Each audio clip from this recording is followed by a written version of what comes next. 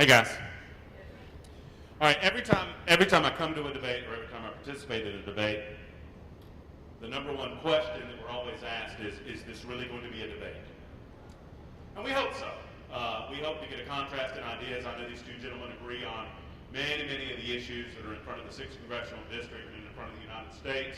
But hopefully we'll get a good picture of contrast and give you guys a better sense of who you'd like to vote for July 15th. I want to thank our panelists.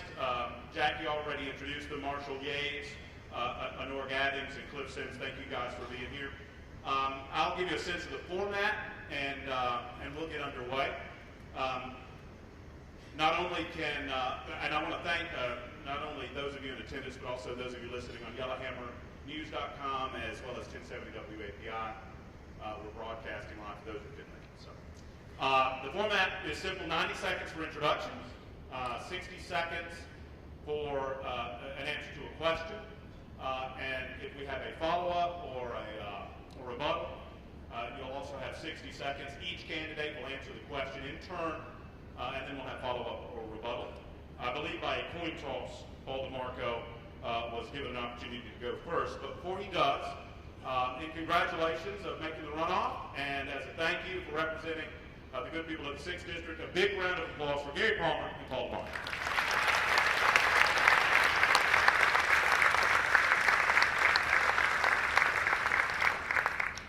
And with that, Paul, you start.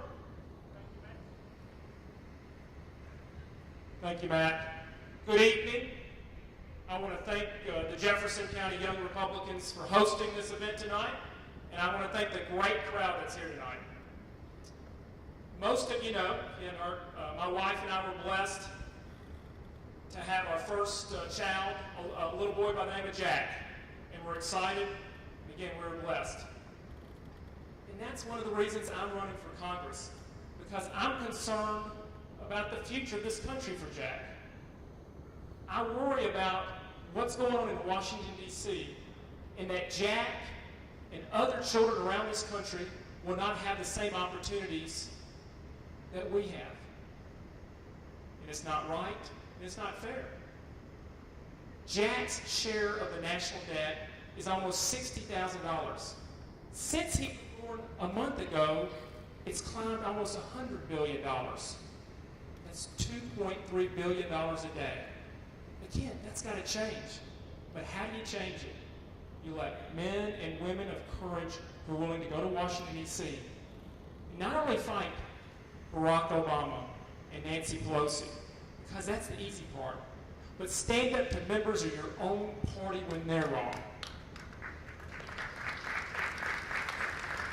I've got a track record of doing that, and I appreciate your vote. Look forward to the debate tonight.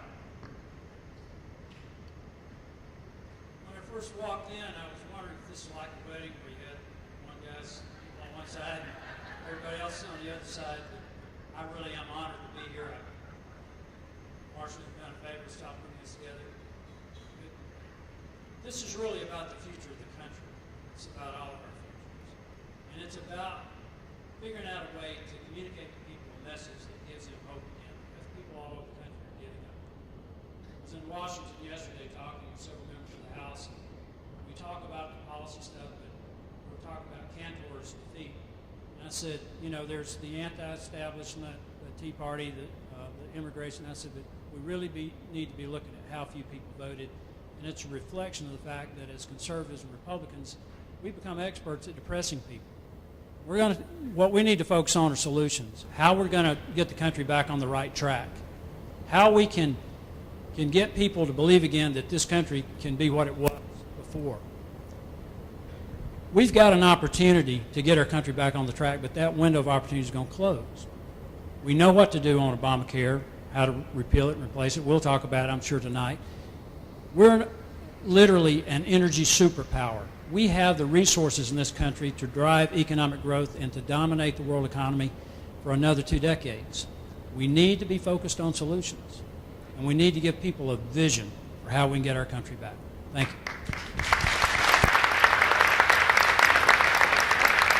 Thank you, gentlemen.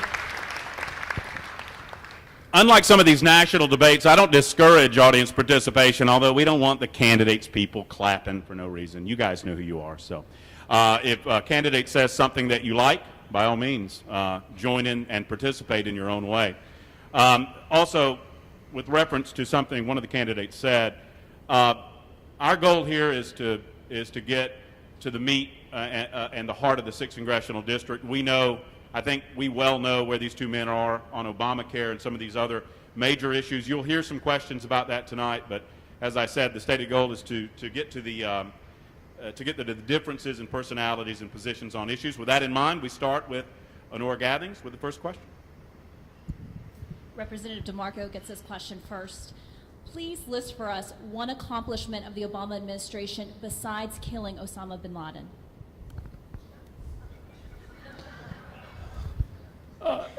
Discouraging job growth, increasing regulation. That's something he's done over the past 6 years, and it's something we got to put a stop to because it's killing the economy and it's stifling job creation and it's hurting this country, and it's got to stop.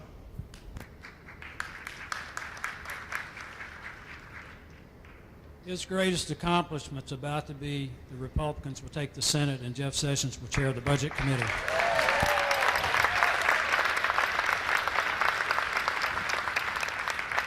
As a follow-up, I'm curious to find out, and we'll reverse the order on follow-ups and start with Gary and go to Paul.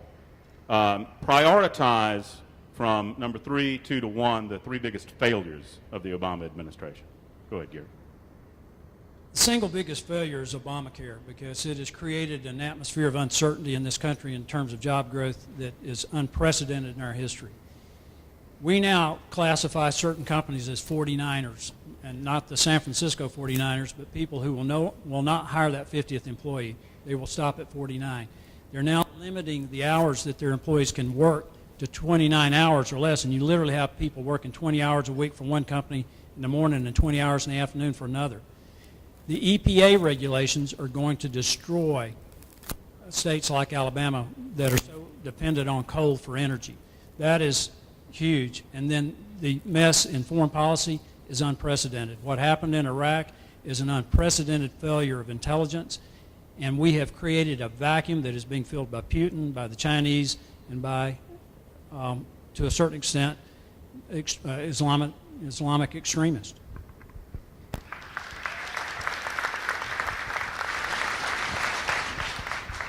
I'd say first and foremost is the treatment of our veterans at our VAs across the country. If we have treated the men and women who risked life and limb to defend us this way, you can imagine what the rest of healthcare will be like. Secondly is the IRS. If there is one agency everybody in this room should be worried about, is an agency that has the power to come after you and then to cover up what's going on in Washington, D.C. right now.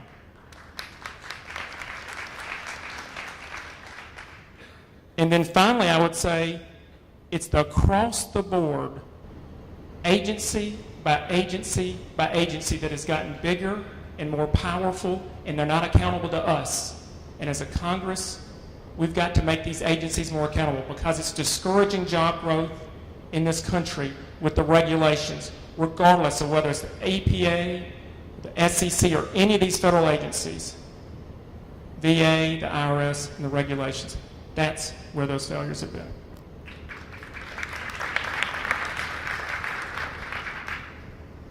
Mr. Palmer, over the last few years, many Republicans have accused the president of committing unconstitutional acts and violating his oath of office. Do you believe that President Obama has violated the Constitution? And as our next congressman, would you consider impeachment as an option on the table to use against him? He has definitely violated his oath of office, and we're in a constitutional crisis. Jonathan Turley, who is a law professor at George Washington University, testified in a House hearing. It was either in January or February. And he told that hearing that unless Congress exercised its authority to rein in the executive branch, we're in danger of losing our Constitution. Jonathan Turley is a liberal Democrat who supports Obama.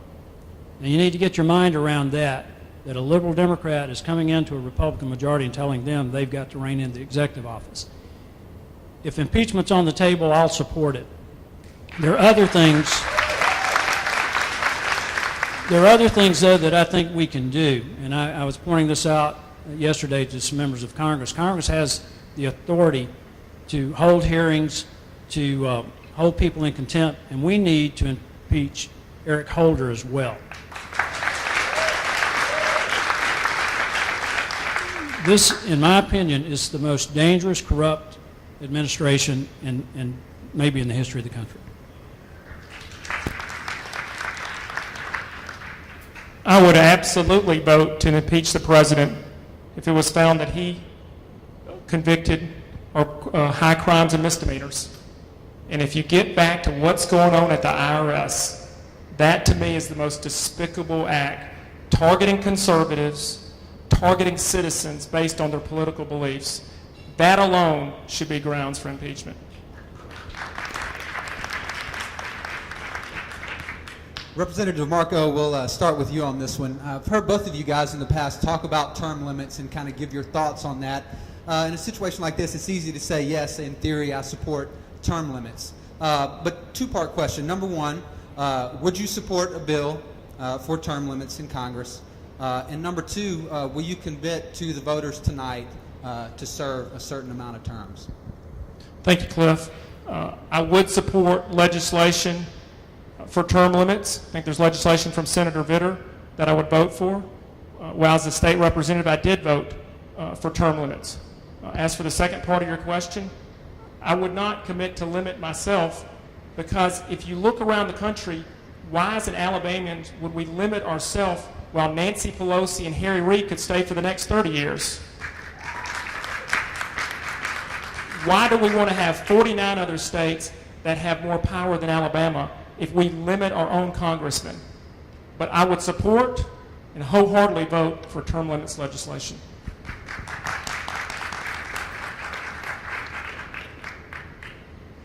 I've committed to serving only 5 terms. That's 10 years. That's enough. Political office should not be a career. It should be a mission.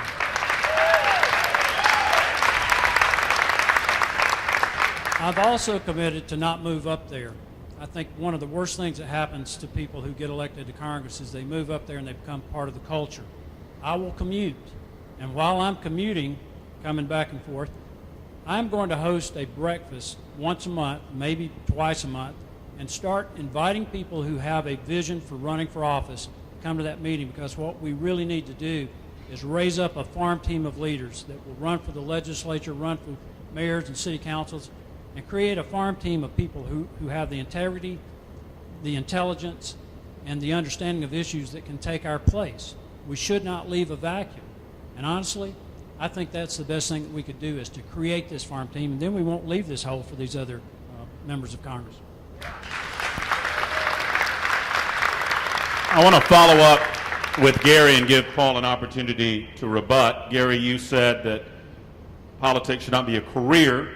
Do you consider your opponent a career politician? Not yet. Paul? Well, it's funny, actually. I've been in the State House for 8 years. I have not been doing this for 30 years. I was in college when Gary has been involved in these activities. But let me just say this. We don't need to wait a decade. We do have a farm team. I'm part of that farm team. Next up, Honora.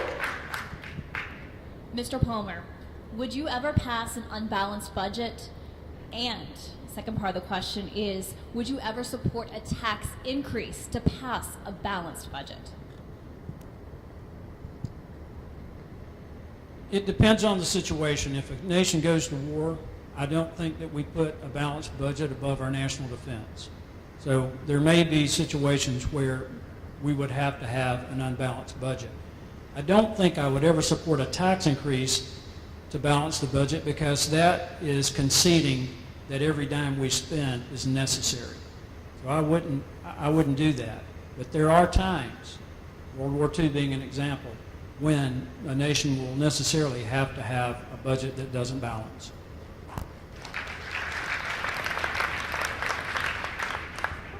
balancing the budget needs to be a priority. That's why I would support a constitutional amendment to balance our budget, just like we do here in Alabama, just like you do here at home. Now, we're not going to balance this budget overnight with a $17 trillion debt and all the issues going on, but we've got to start now. You've got to put men and women who are willing to prioritize and balance the budget. But I would never vote for a tax increase. There is too much money going to Washington, D.C. that is being wasted. Don't let anybody ever tell you we need to raise taxes in Washington, D.C. There's enough money there now. We can balance the budget without raising 1 penny of new taxes.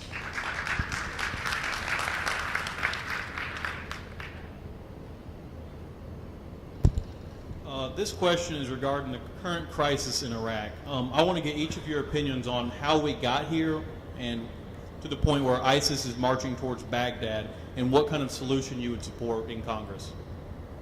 Your opinion on how we got here, or what developed to the problem. Starts with Paul. We're here because of the failure of President Obama and his foreign policy. That's why we're here. That's why we're here. Men and women died and lost life and limb in Iraq to provide for what's the freedoms to try to create the democracy in Iraq. So where we go from here, before we make any decisions, because one of the toughest decisions a congressman would have to make is whether to send our children in harm's way. So before we make any decisions, we need to make sure we have all the right information before us before we make those decisions. But I'll tell you this. I look back to President Ronald Reagan, who said, peace through strength. Peace through strength. If you look what this administration has done with the military budget and the lack of respect around the world, that's why we have the crisis in Iraq.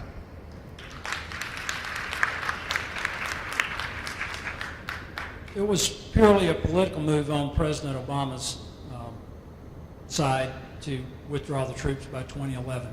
He left an enormous vacuum in Iraq. They were not prepared for this. In addition to that, this is an intelligence failure of unprecedented proportion. What we can do now, we do not have to have boots on the ground. We've got troops in there to protect our embassy. But we could establish a no-fly zone like we did during the Bush administration and halt these folks where they are. The other thing that we should have done is these energy resources that we have, we literally have 3 trillion barrels of recoverable oil in one formation. That's 3 times what the world's used in the last 100 years. We need to be selling oil and natural gas to Europe, Asia. We will make OPEC irrelevant. It will change the dynamic in Iraq. It'll change the dynamic in Iran. And if we'd done this 7 or 8 years ago, the Russians would not be in the Ukraine. And I want to follow up on that real quick.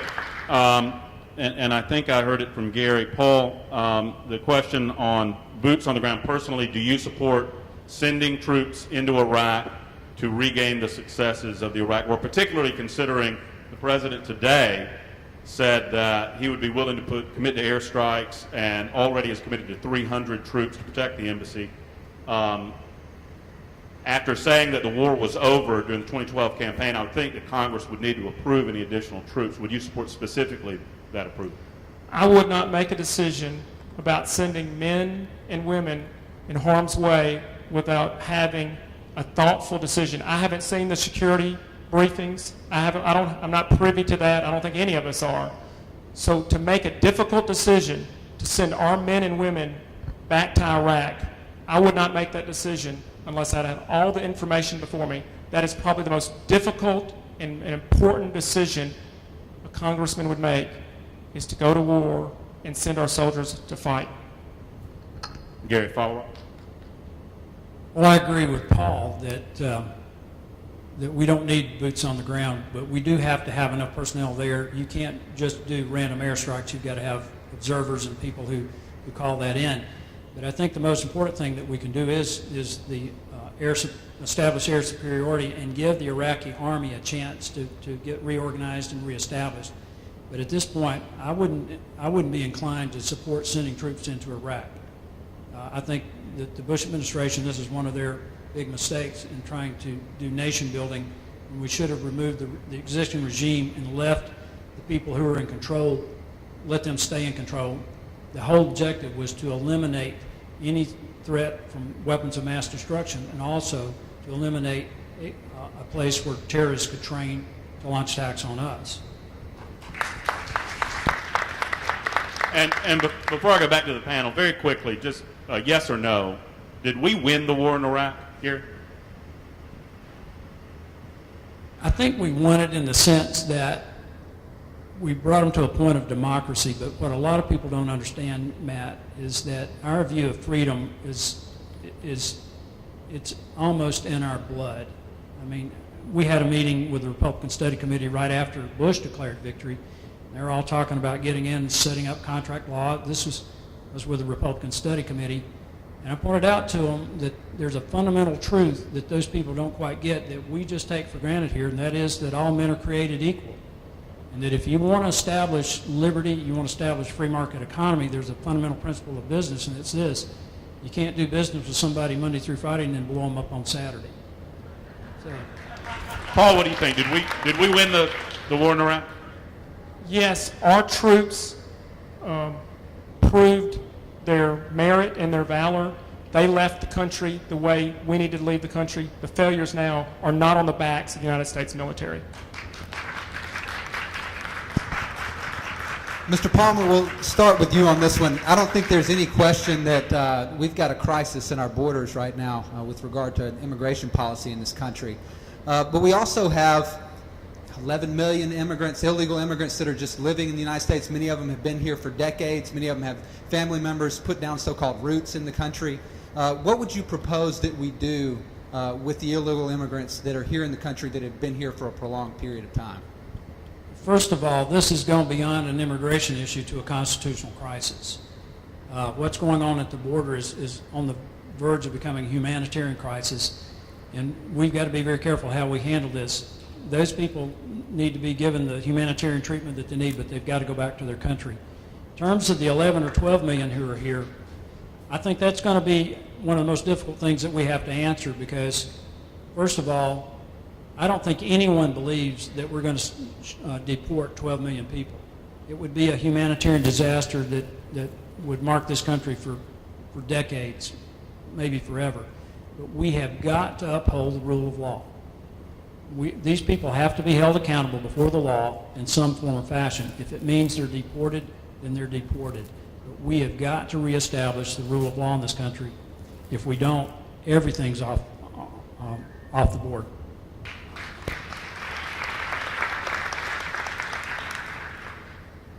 When it comes to immigration, our guiding principle is real simple. This is a nation of laws. So to do that, we've got two responsibilities. We must secure our border, and we cannot allow for amnesty. And while I understand the practical effects of what to do with 10 million people, if you allow people to become citizens who broke the law, instead of 10 million, it will be 20 million, and then it will be 30 million, and then it will be 40 million. This country cannot support it financially, and we will encourage others to break the law. And that is why you cannot allow for amnesty in this country. Just to clarify, Paul, when you say not allow for amnesty, are you saying, the question was, we have 12 million illegals who have been here for decades, would you support the United States of America physically deporting them back to their countries of origin? No, I understand the practicalities of that, but that is a second core question. If you don't secure the borders, it's not going to matter what you do. But it is the question. What would you physically deport? Yeah, and that's what I'm saying. I understand the practical effects, but if you don't secure the border, it doesn't matter what you do, because people will come right back. And that's the real answer here. This country, Congress, the president, refuses to secure the border. Until they secure the border, it doesn't matter what you do with the 10 million people that are already here. Gary, I'll give you a chance to follow up on that. Well, it does matter, and but you are right. A big part of this is that we have to secure the border. But that's part of upholding the rule of law. The law is established on how you become a citizen. We are absolutely opposed to amnesty. So closing the border is an option, but it still doesn't answer the question about the 12 million. Honor? Representative DeMarco, to follow up with that question, last week we saw thousands of unaccompanied children without adults, some as young as 4 years old, entering this country illegally. What do you do with these children? Do you deport them? Are there any circumstances under which you're going to allow these children to stay in this country? This is a humanitarian crisis caused by the president that's going on at the border right now. But I get back to where I was before is you cannot allow individuals of any age to break the law. If you do that, what do you tell the men and women and children who are waiting in line right now? I am the son of a legal immigrant. My mother came to this country legally. She waited in line, and I tell people, if my family followed the law, my mother followed the law, everyone else should follow the law as well.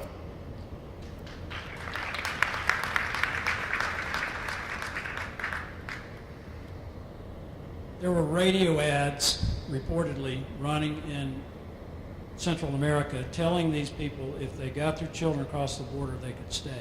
I believe this was initiated by the Obama administration. And going back to what I said at the very beginning, this is a constitutional crisis. We've never been here before. We have got to reestablish the Constitution as the law of the land if we're going to have a country and maintain a republic. And it's up to Congress to do that. In terms of these children, we're going to have to meet these essential needs that they have, but every one of them has to go back. And just real quickly, not strictly a rebuttal, but just to clarify, Paul, do you agree with that? That I believe you do, but I believe I heard that in your answer, that the children that have come illegally have to be sent back to their countries? They have to go back for three reasons. A, we've got to follow the law. Secondly, we can't afford to take in all the children with the entitlement. And third, this could be a health crisis. Without immunizations, the chance of spread of disease, we don't know what kind of health crisis this will be as these children are spread around the country. This is a serious crisis that's got to be handled, and this administration is failing us again.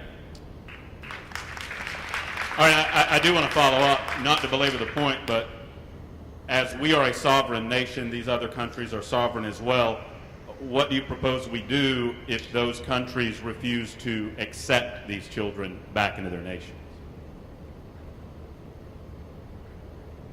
Well, we shouldn't send them to Arizona. I mean, that's what we're doing right now. We're sending them to states around the country and putting them back on these states. So we should try to take them back to the countries where they're from. I can't answer the question on what we would do if they would accept them. But it's not fair to the states around the country where they're being sent. It's not fair to those states. It's not fair to all the rest of us. And again, I do worry about the health consequences of the rest of us with what's going on. I'll tell you what Congress does. It cuts off every dime of foreign aid to this country if you refuse to take these people back.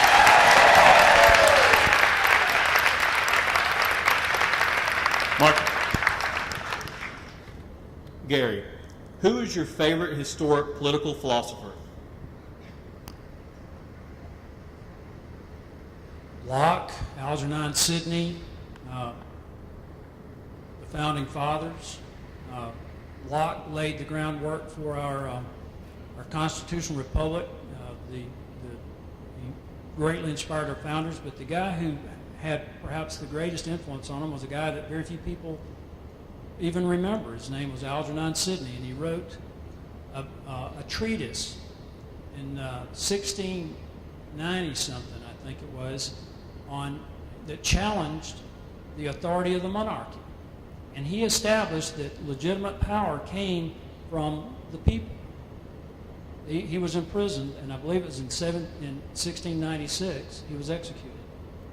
He was a martyr to the Founding Fathers and tremendously inspired them in the writing of the Declaration of Independence 70 years later.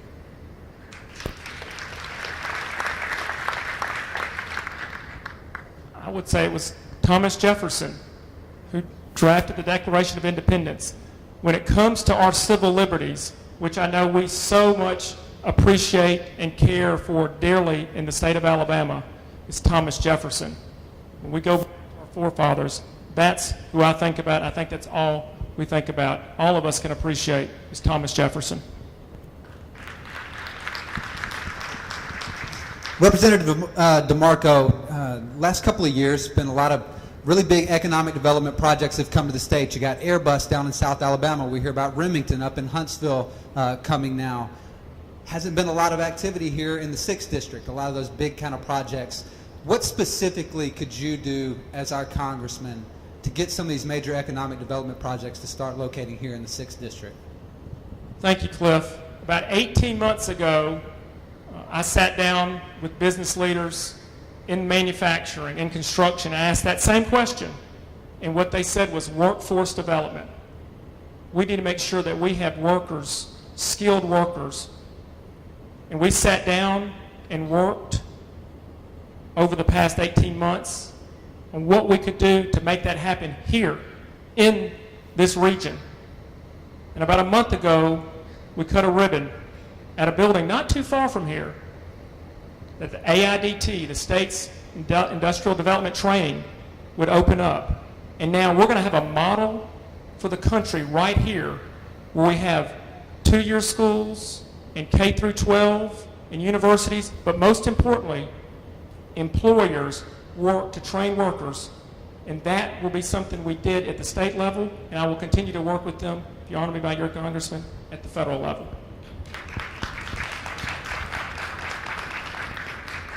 We have tremendous assets in this district. You see that train going by? The railway system that goes through this district reaches 78% of the country. That means that whatever products that we manufacture, we can ship to 3/4 of the country. Alabama has more navigable water than any other state in the country. We've got the most modern container port in the country in Mobile, and they're about to double that. What we need to do is to get the entire district working together. I've gone around and met with mayors all over the district, and I've told them that I'm going to host a quarterly lunch.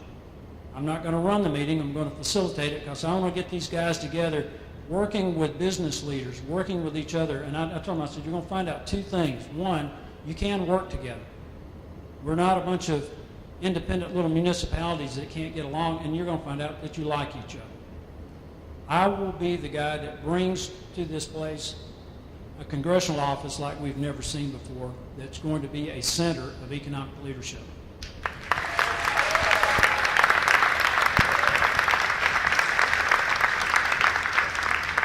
Gary, let me ask a follow-up on the economic development question here. If you've got a big project like the Northern Beltline here, and a lot of federal funds get pumped into that, and when you think about role as a congressman or a federal elected official, a lot of it has to do with procuring that kind of funding for different projects. As you approach things like that, you know, it's easy to say I'm against pork or I'm against government spending and this kind of thing, except for when it's here in our district. When you approach things like that, how do you judge what is the difference between something, a legitimate role of government to fund something, and what is pork? Well, anything that's patently not the legitimate function of government is pork, and it's also stupid. But the Northern Beltline is the legitimate function of government. It's infrastructure. And I've talked with a number of people about this. We want to develop this district. We want to develop Birmingham in a way that we don't become Atlanta. We can do that. And you start with the Northern Beltline. Build what we need 20 years from now, not what we need right now, so that we don't wind up having to constantly be building something. And we need to plan so that we maintain our culture. Birmingham is not part of the district, but it's a huge part of this equation, and we're making great progress. We're in a facility right now that's an example of that. But we still have 16,000 vacant buildings in this city with tax liens on them. We have got to bring people back into the city, and that's part of the workforce development, is if we get our education equation correct, we'll bring people back and we'll have trained workers.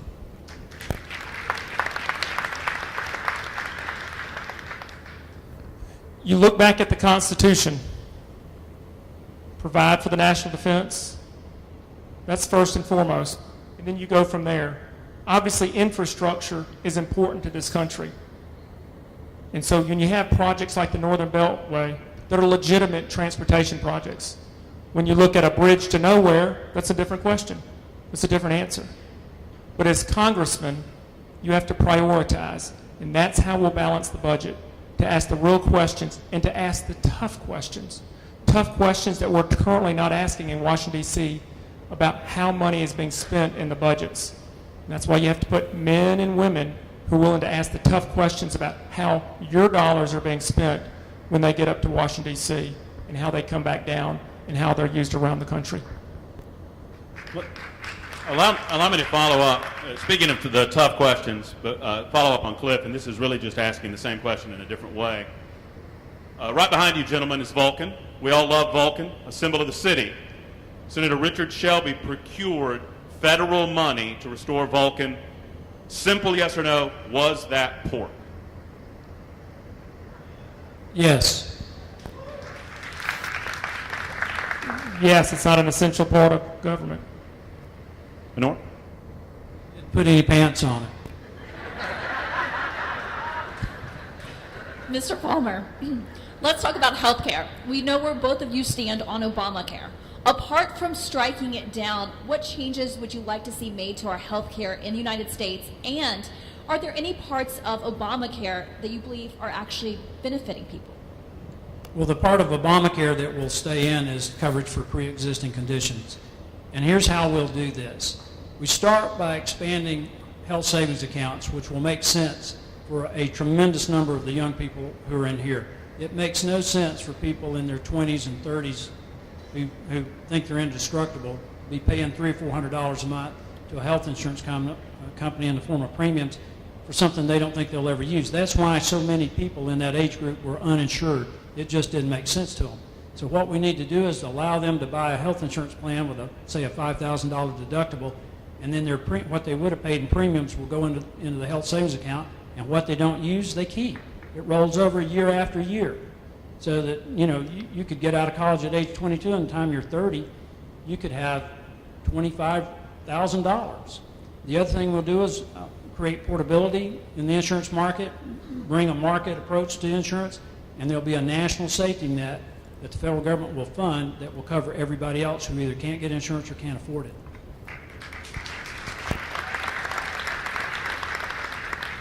In addition to pre-existing, the aspect about children staying on until age 26 is something that I think people have embraced. But let me tell you this.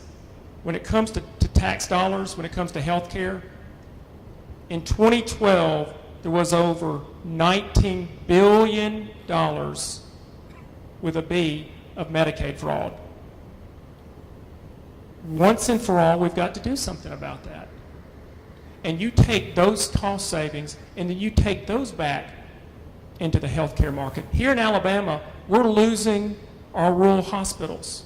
And you ask any of these folks that live in these rural areas about the access to healthcare, that's what we need to be looking. We have hospitals that operate as efficiently as anywhere in the country, but because of the federal rules and regulations, we're losing our hospitals and our federal and our rural hospitals. That's what we have to do, but you've got to do something about the waste and fraud in Medicaid.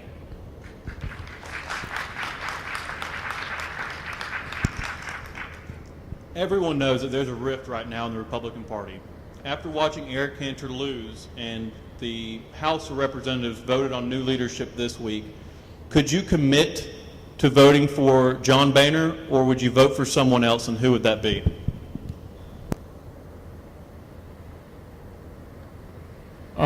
The way I would answer that question is, I don't know if John Boehner is going to run for office, but most importantly, who is going to challenge John Boehner? It's like the Democrats voting on Obamacare without knowing what's inside the bill. But I'll tell you what my guiding principle would be. Who is going to be the most conservative speaker that's going to reflect the values of this district? That was what I will do. I will look those two men or women or whoever runs, I will look them in the eye and make the decision. Do they represent the conservative values and traditions of Alabama and the 6th Congressional District? That's what will decide my vote.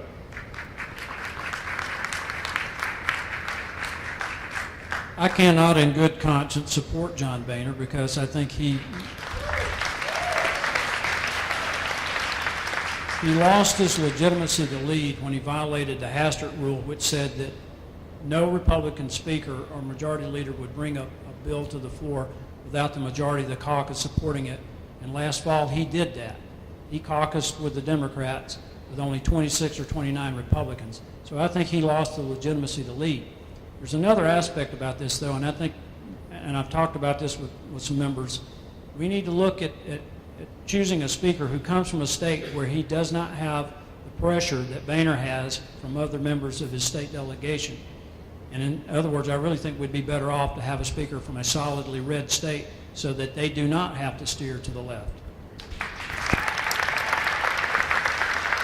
I want to follow up on that real quick. Speaking specifically to the 6th District, and I'll start with Gary and go to Paul. The 6th, I mean, there's obviously no doubt the 6th District is red, as they say.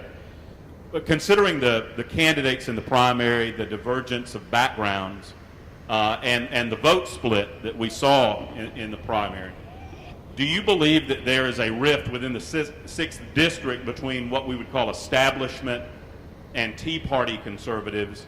And if you believe that exists, how do you, as the 6th Congressional District Congressman, repair that?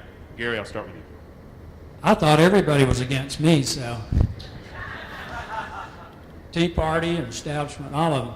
No, I don't know that we've got that much. I think, and particularly in my case, I've got a great relationship with the business community. I'm very oriented toward economic development, but I have a very high regard for the Tea Party because they truly are the grassroots patriots. They're trying to help get our country back. The thing that bothers me more than anything else is how people talk down to each other. I'm not interested in trying to tear somebody else down to build myself up. If I can't convince you of my leadership potential based on my credentials and my character, then I'm really not interested in dividing everybody and trying to pit one another against each other.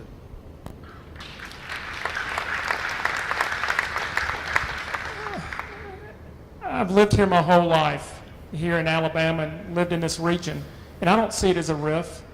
I see it as people having different opinions on how this country should move forward, and that's a healthy debate, and we want that debate in our party. We want our citizens to have different opinions. That's a good thing.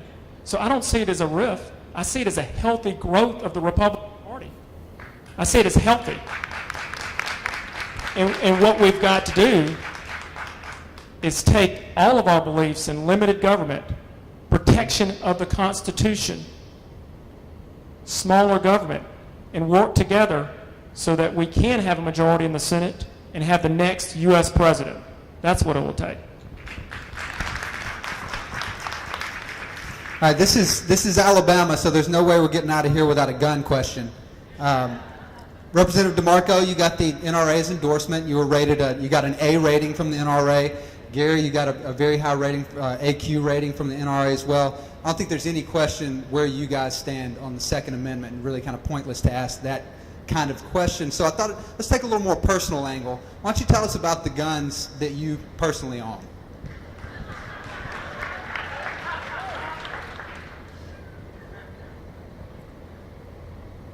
If you want to find out what guns I have, come to my home late at night. And I'll just tell you, my wife's from Texas. She's a pretty good shot. So could you tell us a little bit about the guns that you own? No, I'm not going to tell you about the type of guns I own or the amount of guns I own, but I promise you, both my wife and I do have guns.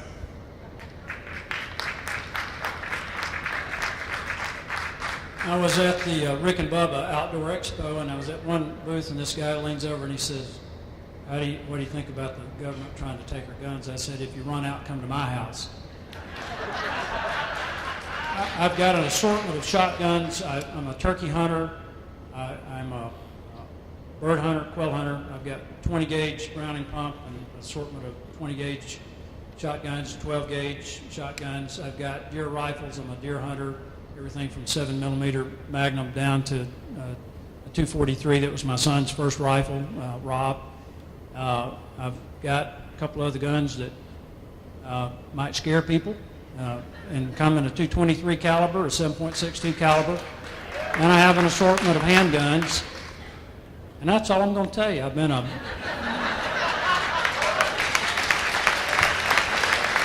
member of the NRA for over 30 years. Roll Do Tide, either of Matt. you own a Roll wood Tide. chipper? No, I'm just kidding. That's a joke. A wood chipper. I'm just. That was for Will. I think he's in the audience.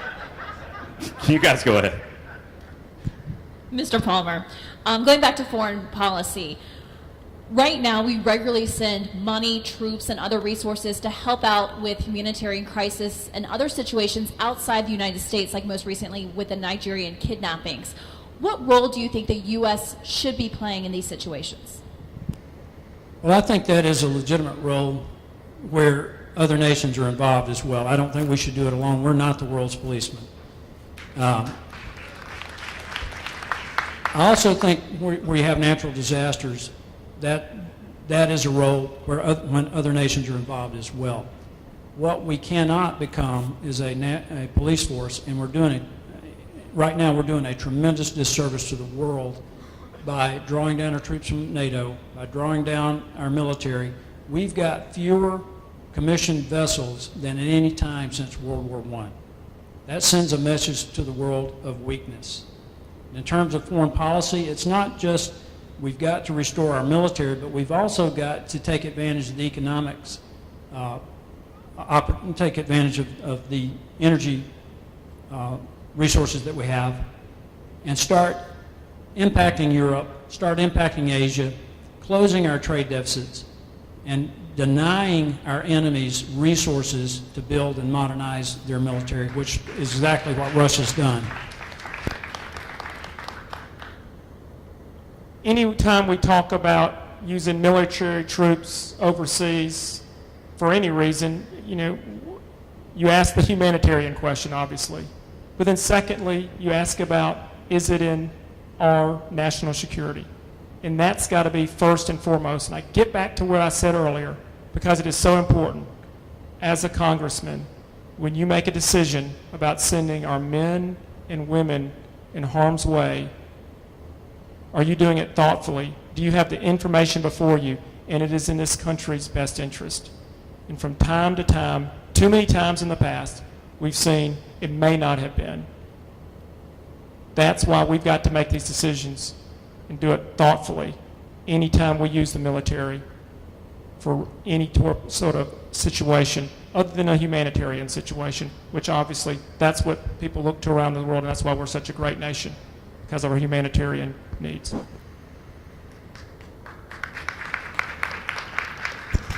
Representative DeMarco, in light of last year's revelation of the NSA collecting bulk data through the internet and cell phones, do you believe that NSA program is unconstitutional and a violation of the Fourth Amendment? And this is a yes or no question. I would say possibly yes. And I'll tell you why. We've got to balance our privacy rights, our civil liberties with national security.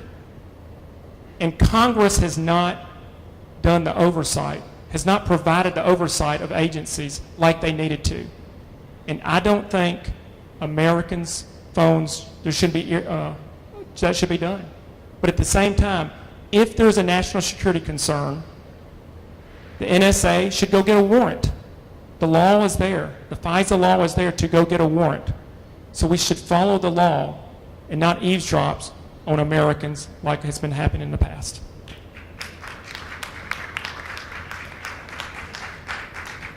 I don't think it makes me feel any better that we have congressional oversight of unconstitutional activity.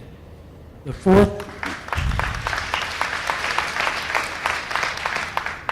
Amendment is very plain in its language. The right of the people to be secure in their persons, houses, papers, and effects against unreasonable search and seizures shall not be violated.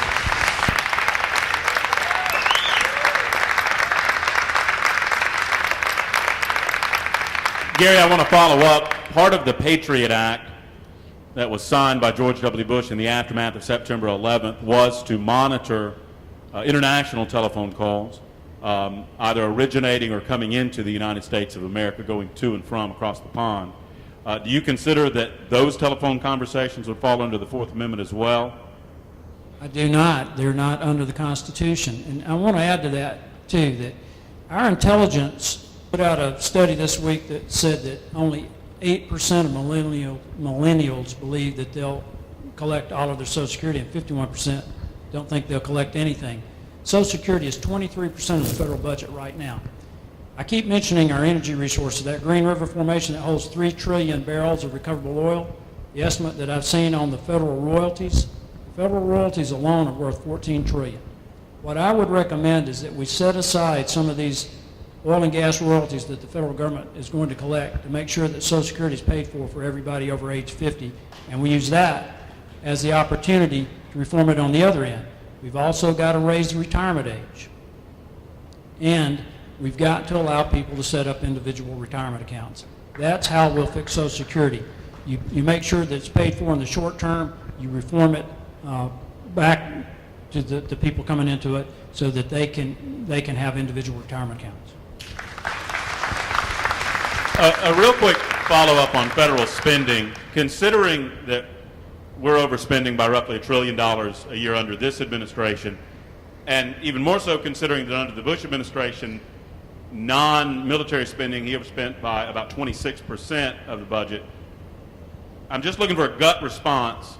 Do you believe we will ever get to a point where we begin paying back our $17 trillion in debt, and how? Here. I believe we will. And again, going back to the energy resources, that's one formation, Matt. We haven't explored 85% of the outer continental shelf. The third largest oil sands discovery in the United States is in North Alabama, 7.5 billion barrels of oil. We have the resources to pay this down. Now, I want you to understand, it's not going to happen in 2 years, 4 years. It's going to take 20 to 25 years to get our fiscal cart out of the ditch. But what people are looking for is not a quick and easy solution. They're looking for an honest answer, and that's the honest answer.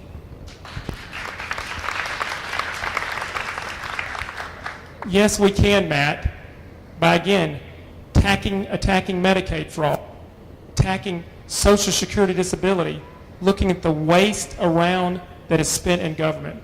A couple years ago, there was $2 million spent for internet advertising for walnuts in Spain. I could give you example after example about money being spent across this country and world by the United States government. We can the budget, we can get rid of the $1 trillion in debt, but it's going to take men and women of courage who are going to make a priority of balancing the budget and reducing the debt.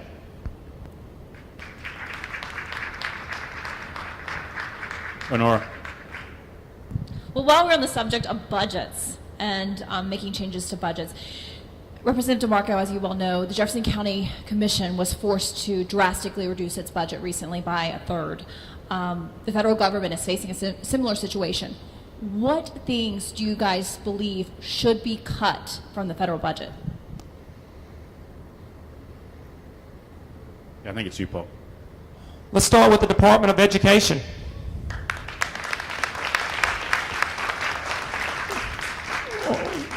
We don't need bureaucrats in Washington, D.C. telling us how to do education in Alabama or across this country. Whether it's pushing Common Core down or trying to incentivize states to have some sort of national education policy. When it comes to education, local decisions are made by local parents and teachers and principals. Parents know what's best, and that's a place to start right there. We could go agency by agency. Look at the EPA. We have an Alabama Department of Environmental Management that does inspections. If you start looking at agencies and all the duplication going on around agencies around the United States, that's where we can start with all these bloated federal agencies. That's how we can say. I started working on this about 4 years ago. I had a discussion with Senator Sessions and with Senator Tom Coburn of Oklahoma, And I said, we need to create a catalog of every federal program. There's 2,200, maybe a few more federal programs. And we need to describe the program, what it spends, how many people it employs, and then start asking some questions. And the first question, is this program obsolete? If it's obsolete, we quit doing it. The next question is it the legitimate function of government? If it's not, we quit doing it. If it is something that needs to be done, the next question is, can the private sector do it? If the private sector can do it, you contract it out. The next question is this duplicated at any level of the federal government? The GAO, the General Accountability Office, issued a report about 2 months ago and identified 188 federal programs that are either... Who's up? I've lost track. Gary. All right. Gary, what politician that isn't a Republican do you admire most and why?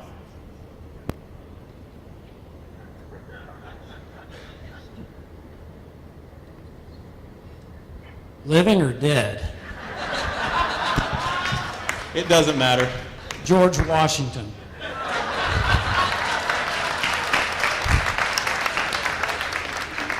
Seriously, Washington has been my inspiration. There's never been a leader like him. When he made the decision not to run for a third term, and King George III found out that he had given up the presidency, he said he must be the greatest man in the world.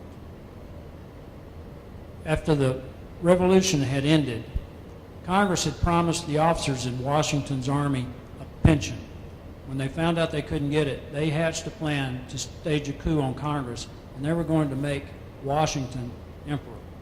When he found out about it, they called a meeting. He postponed the meeting for 2 days, and when they met, it was the Newburgh conspiracy in New Jersey. He walks in, 500 officers in there, and he pulls out his speech. And before he gave it, he pulls out his spectacles. And he said, "Permit me, gentlemen, to put on my spectacles, because I've not only grown gray in service to my country, but blind as well." And it ended it right there.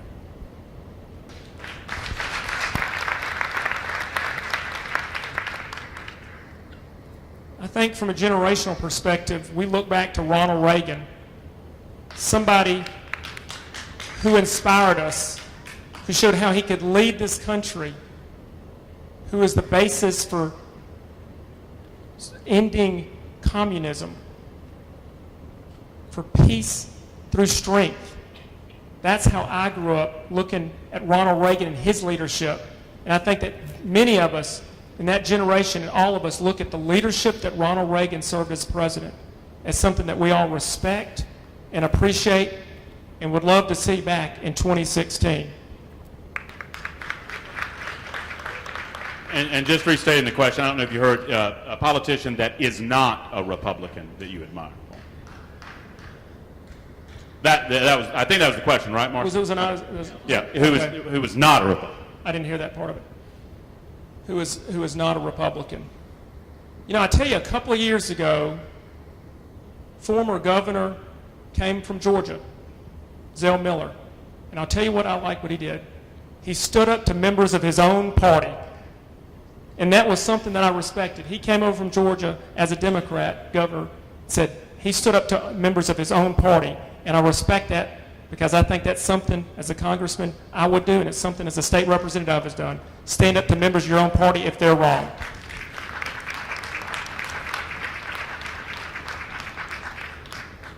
Cliff? I believe that concludes the panel questions. Matthew? No, I have a couple more. What's the last book you read? Gary, start off. The Power of Humility by Clay Mize. Paul?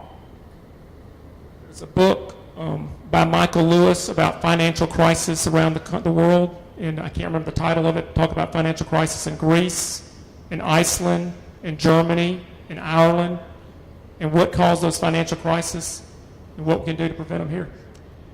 And finally, I'd like to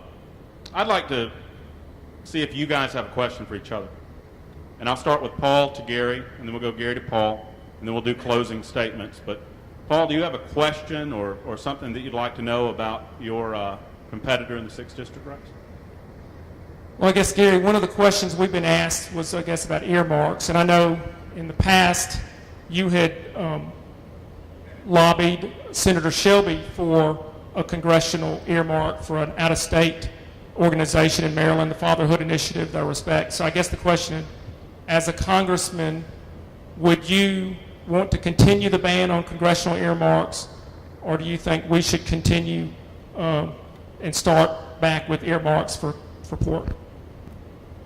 We should absolutely continue the ban on earmarks. And what that was is we sat down with Senator Shelby and Congressman Steve Largent, Jim DeMint, Zach Wamp, Chip Pickering. It was a who's who of conservatives in the House. And we figured out that this is money that would have gone to Planned Parenthood. And we figured out a way to redirect that money from Planned Parenthood to the National Fatherhood Initiative.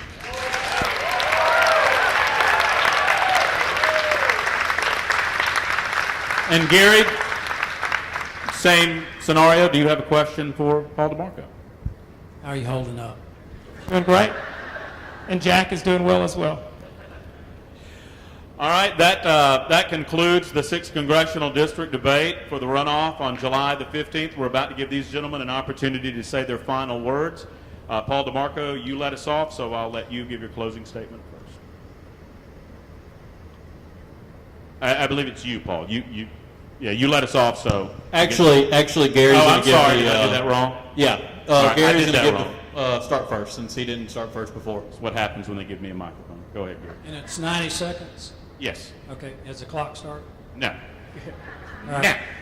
Now, I appreciate all of you being here. This is the best crowd we've had. This is awesome. And I really want you to understand that there are ways to get our country back on track. I'm very concerned about how we as Republicans and conservatives continue to talk about how bad everything is. We can't win like that. We're losing people. We're hemorrhaging voters. We've got to give people a vision for how we can get our nation back on the right track.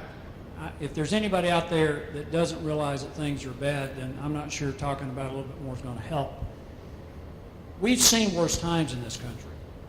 There was some of you are too young to remember this, but in 1979, we had double-digit unemployment, double-digit inflation. We had consumer interest that was about to hit 21%. We had a misery index that hit its high mark in early 1980. The Soviet Union was in Central America. They were in the Caribbean. They were in Central Africa.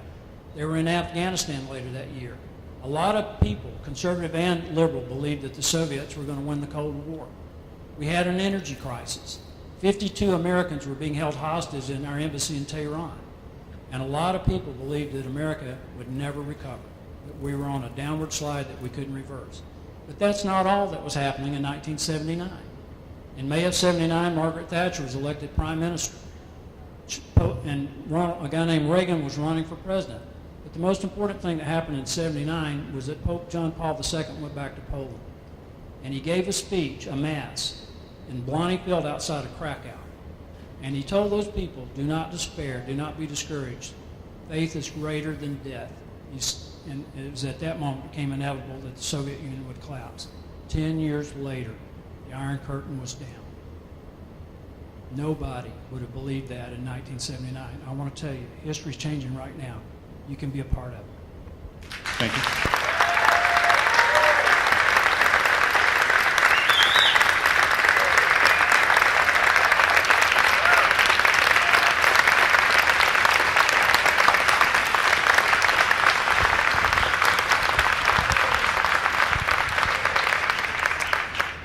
Thank you very much for the opportunity to be here. The IRS is investigating us.